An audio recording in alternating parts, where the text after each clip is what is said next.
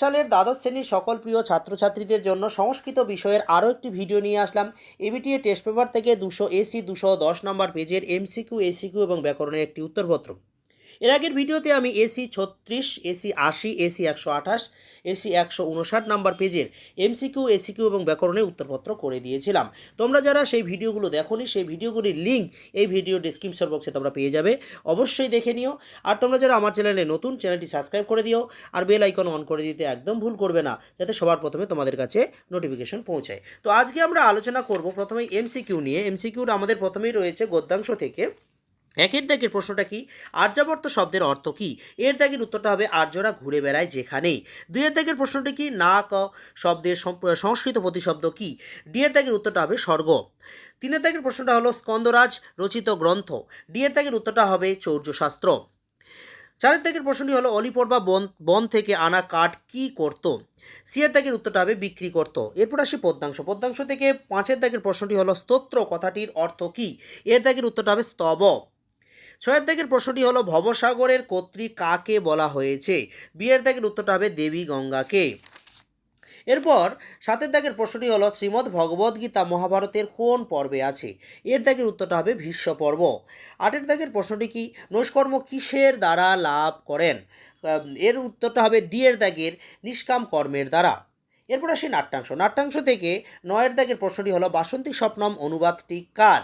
এর উত্তরটা হবে সি কৃষ্ণম আচার্য এর। দশের দাগের প্রশ্নটি হলো দবিয়সী শব্দের অর্থ কি? এর উত্তরটা হবে বি দূরতর। এরপরে প্রশ্ন কি? বাসন্তী স্বপ্নম কোন সমাস হয়েছে? এর উত্তরটা হবে বি এর দাগের কর্মধারয় সমাস। 12 দাগের প্রশ্নটি হলো অবনিপহ শব্দের অর্থ কি? সি এর দাগের উত্তরটা হবে পৃথিবীর প্রতি।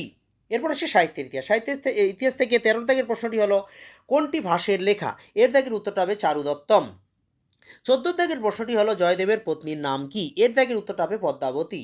15 দাগের প্রশ্নটি হলো ধন্বন্তরীর শিষ্য কে ছিলেন? এর দাগের উত্তরটা হবে সুশ্রুত। এরপর চলে আসি আমরা এসিকিউ। এসিকিউ আমাদের টোটাল 11 নম্বর থাকে। প্রথমেই আমরা চলে যাব গদ্যাংশ থেকে 2-1 নলচম্পু কার রচনা? এর উত্তরটা হবে ত্রিবিক্রম ভট্ট। 2 দাগের প্রশ্নটি কি? আর্যাবর্তে বনের কোন কোন গাছের উল্লেখ পাওয়া যায়? এখানে পিয়াল, কাঁঠাল এবং বিভিন্ন ফলের বৃক্ষের উল্লেখ পাওয়া যায়। 3 দাগের প্রশ্নটি হলো বিপিন শব্দের অর্থ কি? এর উত্তর হবে বন। 4 দাগের প্রশ্নটি হলো বনগতা গুহা পাঠ্যাংশ থেকে অশ্বের 3টে প্রতিশব্দ। এর উত্তরটা কী হবে? হয়, তুরঙ্গ এবং সপ্তি। এরপর আসি পদ্যাংশ। পদ্যাংশ থেকে 5 দাগের প্রশ্নটি হলো দেবী গঙ্গার চরণ কোন দেবতার মুকুট মণির দ্বারা দীপ্তিতে শোভিত? এর উত্তরটা হবে দেবরাজ ইন্দ্রের। 6 দাগের প্রশ্নটি হলো কুমতি কলাপম, এখানে কলাপম শব্দের অর্থ কী? এর উত্তর হবে সমূহ। 7 দাগের প্রশ্নটি হলো শ্রীমদ্ গীতায় কটি অধ্যায় আছে? এর উত্তরটা হবে 18টি। 8 দাগের প্রশ্নটি হলো নিয়তং কুরু কর্ম ত্বম, এখানে ত্বম বলতে কাকে বোঝানো হয়েছে? অর্জুনকে বোঝানো হয়েছে। এরপর আসি নাট্যাংশ। নাট্যাংশ থেকে আমাদের প্রশ্নটি হলো কি? না 9 দাগের রাজার বাগদত্তার নাম কি? এর উত্তর হবে কনক লেখা। 10 দাগের প্রশ্নটি হলো সন্ধি বিচ্ছেদ করো যাবৎ জীবনম, এর উত্তরটা হবে কি? যাবৎ যুক্ত জীবনম। মহাসন্ত অবশ্যই কিন্তু দেবে। এরপর আসি 11 দাগের প্রশ্নটি হলো বাসন্তিক স্বপ্নম নাটকে মোট কটি অঙ্ক আছে? 5টি অঙ্ক। প্রথম অঙ্ক কিন্তু আমাদের পাঠ্য। 12 দাগের প্রশ্নটি হলো কি? দর্শ শব্দের অর্থ কি? এর উত্তর হবে অমাবস্যা। এরপর আসি সাহিত্যের ইতিহাস। সাহিত্যের ইতিহাসের 13 দাগের প্রশ্নটি হলো মুদ্রারাক্ষস নাটকে ছলনার আশ্রয় নিয়েছেন কে? এর উত্তর হবে চন্দ্রগুপ্তের মন্ত্রী চাণক্য। এরপরে 14 দাগের প্রশ্নটি হলো গুপ্ত যুগের নিউটন কে? আর্যভট্ট। এরপর নেক্সট প্রশ্নটি হলো চরক সংহিতায় মোট কটি স্থান আছে? 8টি স্থান আছে। তো এরপরে আমরা চলে যাব কি? ব্যাকরণ। ব্যাকরণে আমাদের টোটাল 15 নম্বর। তো প্রথমে আমাদের রয়েছে কারক। 5 দাগের এ বালকঃ সর্পাদ বিভেতি, সর্পাতের নিচে দাগ আছে। ভিত্রার্থানাং ভয় হেতু, সূত্রে ভয়ার্থে পঞ্চমী বিভক্তি। বিয়ের দাগের প্রশ্নটি কি? কেশেষু চর্মণিং হন্তি, কেশেষুর নিচে দাগ আছে। নিমিত্তাৎ কর্মযোগে, সূত্রে নিমিত্তার্থে সপ্তমী বিভক্তি। এরপর সি এর দাগের কি? গ্রামং নিকষা নদী, গ্রামংয়ের নিচে দাগ আছে। নিকষা শব্দযোগে কর্মে দ্বিতীয় বিভক্তি।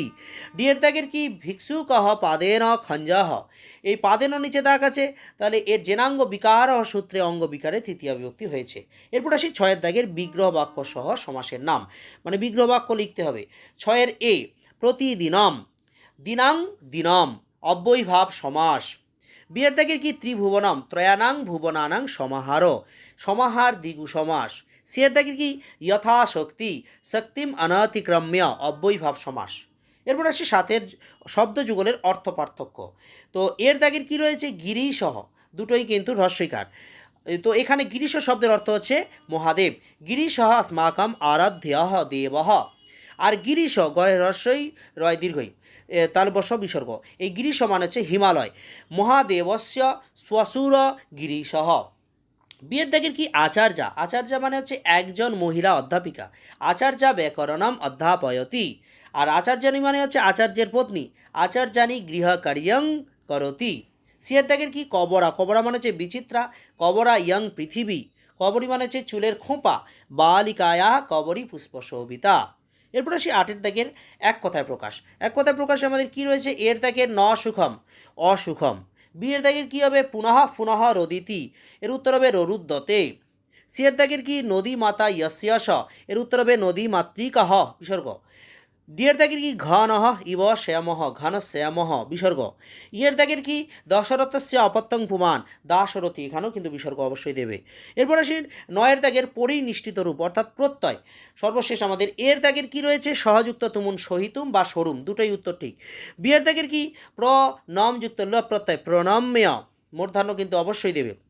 সিয়ের দাগের কি গঙ্গাযুক্ত ঢক গাঙ্গেয়। ডিয়ের দাগের কি মধুরযুক্ত ইমনিজ মধুরিমন। সর্বশেষ ইয়ের দাগের ক্রিযুক্ত তব্য কর্তব্য। তো এই হলো আমাদের এসি 210 নম্বর পেজের এমসিকিউ এসিকিউ এবং ব্যাকরণের উত্তরপত্র।